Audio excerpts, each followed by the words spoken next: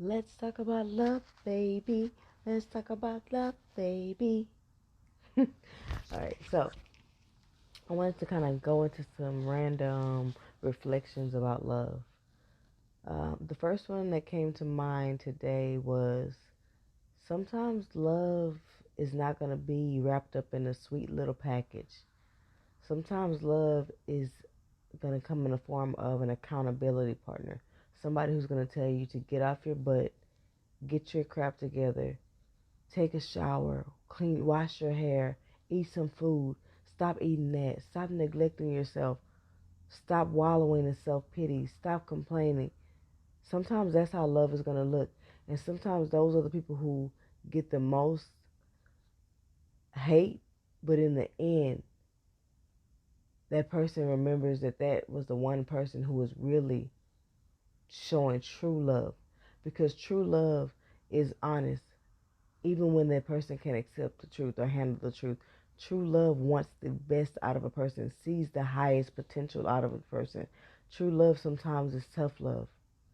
People have this fantasy idea, and I'm not trying to take away the bliss and the beauty of love, because love can be very blissful and ethereal and magical, but love can is not, I don't know if the word is linear, but it's just not one way. Love can come in many different sizes, shapes, packages. So it's not going to always look like what we have been conditioned to think love is, you know? And I don't mean that it's going to be toxic, but sometimes love isn't always quote unquote nice. You know, we have this niceness that we pressure people to have.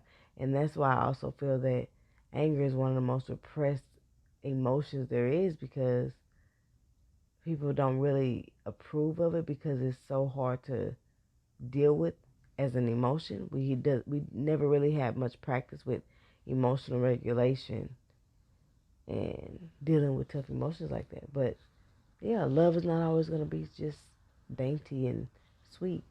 But deep down on that surface, just because it seems like that does not mean it's not dainty or sweet. That comes from a good place. Sometimes, just what moves that person, what motivates your spirit and moves your spirit is not going to be, hey, buddy, don't you think it's time for you to get off the couch? I know you've been on it for the past 6 months, but I really think you could do better. Sometimes it doesn't work like that. Sometimes it's, bro, hey, bro, all right, enough is enough. Get up, bro. Like, real talk. Like, sometimes I'm just sorry. It's like, that's what it needs, you know. But yeah, that's kind of just what I wanted to talk about when it came to love. Sorry, guys. I'm tired. That's all I can really think about for now. Sometimes with gentle parenting, I wonder, like, is it equipping our children with the reality of the world? Like, what is it going to do to them when they realize the world is not going to be as gentle as we are to them? But then I'm like, well, maybe it'll let them also know, like, have a standard of how they should be treated. Like, if my mom and my dad and my family can treat me with respect and kindness, and I can be in environments that are peaceful, then I know when I run into something that is not of those norms, then I know that that is not what love is. But when we put our children in an environment where it's abusive, toxic, shameful, humiliating, abusive, I think I said that twice, but then it's kind of like that's what they equate or associate with love, because in essence we are all they have in the beginning. So whatever you do, they're going to say that that's love because you are their sole source of survival until they're able to do it on their own in some form or fashion. So it can create a lot. But yeah, I was just reflecting because parenting is hard. I got a I saw a quote today that was like, gentle parenting is just parenting. I'm loosely quoting it, but you know, it just, we use gentle because we've normalized treating children like it's basically crap. And so it's like, I kind of can see where they can come from. So it's really like, I don't really even use the term gentle parenting. I use more conscious parenting because I feel like it's just becoming more aware and mindful of the things you do. And even when you have those moments when you do get angry, when you do get frustrated, and you do get overstimulated, especially me as a mom who's a teacher, who at times is my own son's teacher of two, like having 20 something 2 year olds and 3 year olds and 5 year olds needing me 24/7, crying. One cries, then another cries, another cries, and this cries, and this one is angry, and this one throws his tantrums, and this one is, that stimulation is very overwhelming. And then to come home and to have that child, my child, who has not had the connection that he needs, who has seen me have to kind of almost disregard him in my class because I can't just over coddle him and just ignore the other kids. You know, they don't understand the concept of, oh, this is my son and you're not, you know. So it's easy to get angry sometimes, and I feel like I said, anger has a very negative connotation to it, and it fuels a lot of what I've heard someone talk about is like a shame hangover.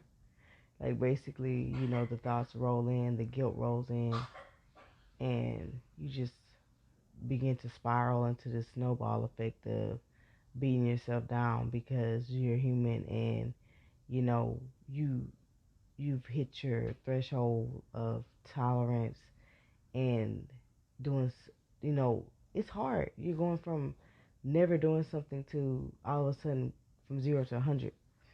That's not always easy. And in this spiritual journey, I feel like a lot of people are putting a lot of pressure on themselves. They're trying to do everything at once. And in discipline, it's not about being able to do the new diet, do the perfect parenting, do the perfect partnership, do the perfect whatever, the entrepreneurship. It's about taking baby steps and creating discipline through consistency. Consistency is one of the biggest aspects of discipline. You know, if you can't hold one thing down and get it to the point where it becomes second nature, then, you know, why, how do you expect to do anything else? But yeah, I just wanted to kind of talk about that, like just a little reflection I was thinking about as far as parenting. You know, I'm always like reflecting on teaching and parenting, and I look at how they coexist or kind of are related. And just being in the school system,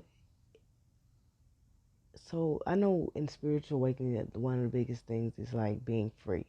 And, you know, there's a lot of things that we learn through, you know, the inner child and those wounds and stuff. And people, you know, they talk a lot about how you may have been restricted, you know, through childhood, which there are a lot of restrictions, but it's kind of like there's a level of knowing what is life, and there are certain laws and rules, and there is also manipulation in the idea of free, because what are you freeing? Because, you know, the mind is also programmed. So sometimes what we think is freeing is still a level of control. And what bothers me is that there are things that are conditioning and programming our children that when they want to be free is generally more on the um, what's the word I'm looking for? More on the darker end of it, you know, the end where there's no control, there's no discipline, there's no heart or love, there's no, it's just impulse. It's more animalistic, it's more savage almost. And I know it sounds weird to be talking about children like this, but when you really work with children, it's good, bad, beautiful, and ugly. So I'm just trying to keep it real and transparent and authentic as I can. And it's not that kids are innately evil or something. It's just that they don't know. They're basically animals, wild animals. Seriously, it sounds bad, like, but we are, like, as a free spirit, you have no guidance, no direction, and it's up to us as parents to teach them and help them learn how to connect with that higher self of theirs, the self that their soul, which has more knowledge to guide them on their, when we're not around, because there's so many things out here that are perpetuating um, the demons that people battle with every day, the things that are not on a soul level, the things that are not on the higher self level, the things that are just distractions and keep them as helpless and the sheep of the world, the people who don't really recognize how they're being controlled and manipulated. It doesn't put you in your power. You think you're free, but you're still ravaging the world in this state of wildness with the illusion of free. I mean, you can be a savage and do it all you want, but I really don't think that's what you want, Okay, so right here, I want to talk about, where do I think my anger comes from? Like, sometimes I feel anger boiling up inside of me, and anger can fuel your thoughts to a lot of places. Frustration can fuel your thoughts to a lot of intrusive thoughts, to a lot of behaviors that is not you or not what you want to do, but because of your state of energy, it can fuel you to do things or make you think about things that is not in alignment with your soul, with your heart, with you as a person and how you identify yourself. But I want to talk about where I feel like a lot of my anger comes from. I feel like my anger comes from just in life. And disclaimer, anyone who knows me, don't take this personally. It doesn't mean that I'm talking about you or referring to you. But it comes from a life of feeling like I've always been an overachiever surrounded by a bunch of underachievers. Like, I'm always working very, very hard to prove myself and show people that, I'm loyal, I'm worthy, I'm a good person, I'm a good friend, I'm a good worker, all these things proven to other people, when other people may not have the capacity to even identify that or see that, because they can't even see it within themselves. And as I've come on my journey, I've recognized a lot of that proving and all the expectations, some realistic, some unrealistic, that I put on myself. And a lot of it came from Christianity. And I was talking to one of my coworkers today, because she's a very devout Christian too, but she wants to, be more enlightened on how to raise her child, with the Christian to build more relationship with Christ, and to be Christian without the religious aspect of it, the do's and the don'ts, and the this don't do that, because you may memorize and have the indoctrination of all the things that kind of help control or repress those evil or bad thoughts, but do you really feel the connection? Do you feel the love of Jesus, of God that you want, that really empowers you to know your worth, to know your heart, and to build a relationship with that? And so I kind of just feel like my anger also comes from feeling like I'm overworked, feeling like I'm taken for granted, that and it's so funny that I feel like God puts you in a lot of situations that will keep pushing you until you break. But in those situations, you have to choose what reaction you're gonna do. Are you gonna make it like turn you into this darkness? Or are you gonna make it like where it doesn't break you? Like, you're not gonna make me. The world is not gonna mold me. Yeah, I've been in a lot of situations where I've been hurt and disregarded and treated wrong. But I'm proud of myself that I didn't turn rotten from it. And I didn't turn dark or cold and totally close off my heart. My heart has always still remained open and pure. And And that is, in essence, who I am. And people can say, you know, people pleasing, and I get it. That has been a part of my life, but it's also a part of who I am. Not necessarily to be a people pleaser, but, you know, I just like to be a good person. And if that happens to please a person, then it's kind of a win-win. But, yeah, you know, just being in a world full, feeling like I'm oppressed, seeing all the media depictions of, you know, black people being hurt and treated wrong in TV shows and news and everything, just being engulfed in so much trauma has fueled me with so much anger. And I know this is just within my kids.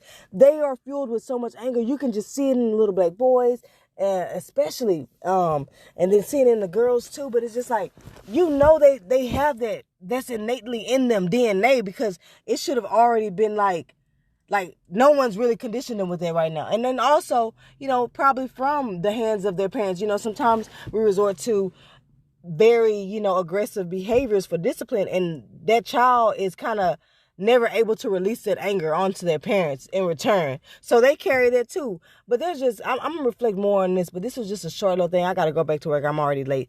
But I just had to get this off my chest of, you know, a little bit of where I feel like my anger has come from over my lifetime.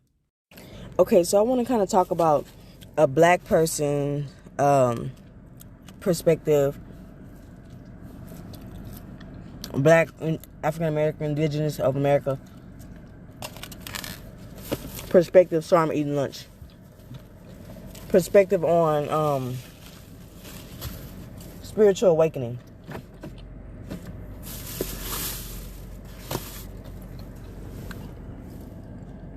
The first thing you have to do is literally like decolonize yourself. Because like I said, in detaching from monster mentality, from the post-traumatic slave syndrome, those are two major constructs that block you from healing.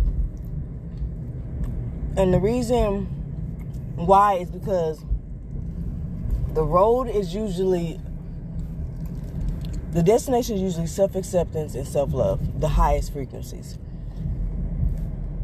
And to get there, you need accountability, which is one of the hardest pills to swallow, because people have a hard time breaking down the lower side of the ego and the, you know, the humbling their pride and different stuff. But we're not going to get out into that, because pride isn't necessarily a bad thing, and neither is the ego. But so it's a lot of decolonization that has to go on. Like I said, the perspective we have right now is not of ours. And a lot of things that we use to gauge who we are as a people, it's coming from the perspective of a person who has a white supremacy in their mindset. So it only makes sense that we're going to be seen, we're going to feel less than. We're going to feel inferior. We're going to feel self-doubt. We're going to feel imposter syndrome. We're going to feel all these things because we're looking at ourselves through the lens of someone who deems us in our natural state as less than, unruly, savage, unworthy, only good enough to do what serves them. And so you're going to have the mindset that serves them. And don't ask me to go into the them and the theys. We all know who them and they are. Any system or person, not necessarily white anymore, that tries to dominate, disempower or control us.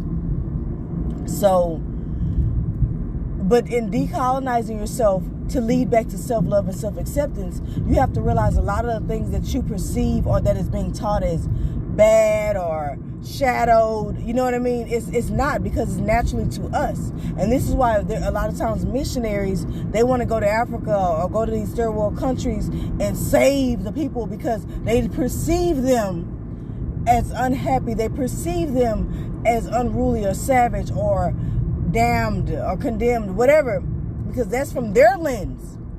This lens of a standard that does not fit everybody. Everybody doesn't belong in that box. Everybody doesn't belong in that standard. Most people don't belong, not even the ones who are trying to enforce it belong in it. But let's let them just keep thinking that. But the point is, like, for example, hair. How we wear our hair. You know, now people have complexes and literally have to relearn how to love their hair. because it's been so conditioned that it's nappy, unruly, hard. What the heck are you doing? Sorry, car just swerving all in my lane. But anywho, yeah, and then like, so yeah, there's things that, like our food. Black people have a very strong connection to food. That's why it's called soul food. You know what I mean? Like, it really can speak to our soul. It's really spiritually connecting. A lot of things, this is why I say nobody can tell me black people are not spiritual. Black people are one of the most spiritual people I know because it has been embedded within us. That is part of your intuition, is the things that are intuitively, are naturally, like, you're doing it. It's so intuitive that it's unconscious. Like, you're not even aware of the meaning behind a lot of the things that you do. Like how people, like, this is maybe a dumb example, but you know, when people pour out liquor when they homies pass away or something, like for my dead homies or whatever, like, that is actually libations. That is actually something that is in, I believe, African spirituality. You know, that they do, they pour out, you know, for the altars, they have liquor for their ancestors and all these kinds of things. There's a lot of things, how black people rank on each other, called playing the dozens. The cornrows that we wear, they were more than just cornrows. They were used to carry seeds and grains of rice and things that we used as we traveled through the, you know, diaspora, like during slavery, for the, you know, for the Africans who were enslaved. You know, there are indigenous black people as well, so you can't forget about that. But that's why I say, don't let people shame you and make you and label it, because the labels are really what shadow aspects of a person. If we never had the word ghetto, ratchet, hood rat, all those, we would just think of those people as bubbly, fun people. If we never had the label of gay, you know, homosexual, we would just think of those people as, you know, fun-loving, flamboyant, free people. But when you put, you know, a label on something, first of all, it prevents other people, depending on the label's connotation, depending on the label's meaning and how it makes people feel. Some people may feel like, I want to act do some of those things that those, you know, that the gay people are doing, but I don't want to be, I'm not gay, or I'm not a homosexual. I'm not attracted to the same sex, which is what gay is. Gay has nothing to do with how you act or behave. Those are cultural, or what they call nurture adaptations, not nature. Nature is more of what you're born with. Nurture is more what you grow to be based on, you know, societal cultures and all that kind of stuff. So a lot of times we feel boxed in because of labels and connotations associated with certain names, like meanings attached to certain words. And so that's why you have to break down the homophobia and let people understand without trying to program them to be it. You know, it's about acceptance, not be it. But that's a whole nother thing. But yeah, and also, like, a lot of people are shaming Christianity, and I get it. Christianity has been beaten to death and been misused. But if you look at the values, this is why I say you gotta dig through the muck. You gotta get it out the mud. You gotta dig through the dark to get to the light. The basis roots of Christianity is they have good values. And Christianity was adopted, you know, through African Americans during slavery. The church was a common grounds where the secrets and communion was held. A lot of times, you know, that was a place where we felt we were not seen enough to communicate and establish plans of escape and all these other kinds of things. So, but yeah, like, what I'm saying is, don't let people shame you for having Christian roots, because at the end of the day, the core of Christian roots sustain a lot of us. It helps us keep down the dark energies and spirits and that are within us. You know, and it's not to repress it, but some things that have festered and been and manifested over time of repressed emotions, and processing those, you don't want to give those things power. The shadow is not bad, but the festered shadow, you know, which is more of the shadow that has been ignored for so long or really demonized, can fester into something big. And so that's why I say you cannot let the standards of other people who are not of you try to shame you. And that comes within our own community as well. we all have a little bit of that monster mentality. And we feel like this sense of superiority, classism, entitlement, elitism, all those fancy words that just mean that we think we know best. We own no one and no one owns us. Autonomy and sovereignty are the key. But I'm not going to let a person do something that they out of shame, guilt, or self-judgment, you know? Figure out why you want to do it, why you want to change and improve. But also, like, when you think of holidays, bottom line is African Americans, everything that we have adapted has been out of adaptation, has been out of survival, has been out of making lemonade out of lemons. And so even though some of the roots in the history may be bad, and that's why as people awaken to, you know, other or reintroduced or introduced to other cultures and spiritualities that are more closely related to their roots, a lot of times they want to leave behind what has sustained them thus far. So it doesn't mean that you have to. It just means that you can be Christian and adopt other spiritual attributes, you know, African spirituality, Native American spirituality, like whatever. But you have to do your research, because you don't know what you're doing, even with Christianity. But what I'm trying to get to is that there's a lot of shame around things, and that's why Black people have a hard time healing, because everything we do is so judgmental. A Black person who is spiritually awakened and they still believe in Jesus and God and Christianity, oh, you not woke. No, you can't define how enlightened I am or how spiritual I am by your standards. You know? And like when you think of a lot of holidays and traditions, you know, people want to tell you when you woke, you're not supposed to celebrate holidays and yada, yada, yada. You can celebrate holidays as long as you're honoring.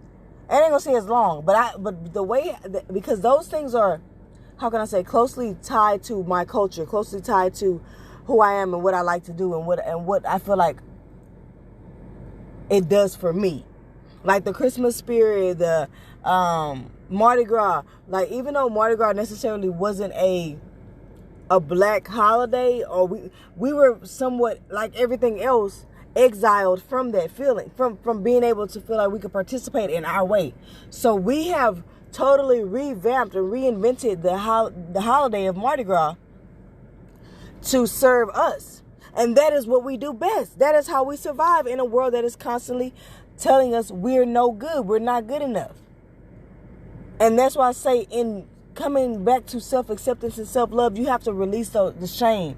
I still believe in Jesus. I still believe in God. I still believe in these things. And I don't go searching for things that don't keep me empowered, sustained, or centered. Be aware that when you go seeking truth, you may think you found the truth, but you're finding more problems. That's why they say ignorance is bliss. And sometimes knowing is, you know, not knowing is better than knowing. And it doesn't mean say dumb. You know, there's just so much wrapped around the idea of being woke. People may take me saying this as you're trying to just keep people dumbfounded and not knowing and ignorant. Nope, that's not what I'm saying. I'm saying I serve the spirit. Some people's mission is serving ancestors, serving whatever, whoever, yada, yada, yada. But I serve the spirit, the mind, the sustainability of you as a human. Not having you not sending you broken back to your reality. And there's certain ways I feel like that the healing process should go to prevent your spirit being broken from happening. But that's all I have to say about that. Peace out. Love you guys. Keep God first.